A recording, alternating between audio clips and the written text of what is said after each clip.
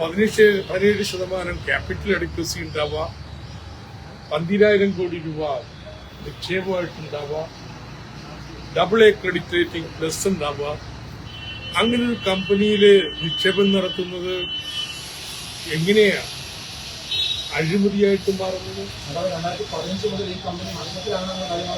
ഇല്ല, അതാണ് കോൺടെസ്റ്റ് ചെയ്യുന്നത്. അദ്ദേഹം ഹാജരാക്കട്ടെ. നിക്ഷേപം നടത്തുന്ന വർഷം 250 കോടി രൂപയാണ് ഈ കമ്പനിയുടെ ലാഭം. സതീശൻ കുറച്ചുകൂടി പഠിക്കുന്നതാണ്. 2018 IL&FS അടക്കമുള്ള NBFCകൾ ഒന്നായിട്ട് തകരുകയും അതിന്റെ പ്രതിസന്ധി NBFCയിൽ വന്നപ്പോൾ അതിന്റെ ഭാഗമായിട്ടാണ് റിലയൻസ് കമ്മീഷനിൽ ഈ പ്രതിസന്ധിയിലേക്ക് പോയത്.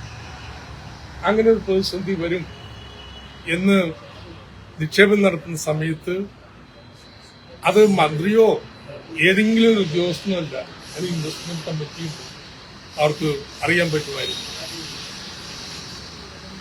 എന്നാൽ ഈ പ്രതിസന്ധി വന്ന് NBFCയിൽ IL&FS അടക്കമുള്ള കമ്പനികൾ പൊളിയുന്ന നില വന്നപ്പോൾ ഇവരെയും ബാധിച്ചു. ബാക്കിയുള്ള ബാങ്കുകളൊക്കെ 24% സെറ്റിൽ ചെയ്യും. KFC സെറ്റ് ചെയ്യാൻ വിസമ്മതിച്ചു. ഇപ്പോൾ 52% തരാന്നാ പറയുന്നത് ഞാൻ അറിയുന്നത്.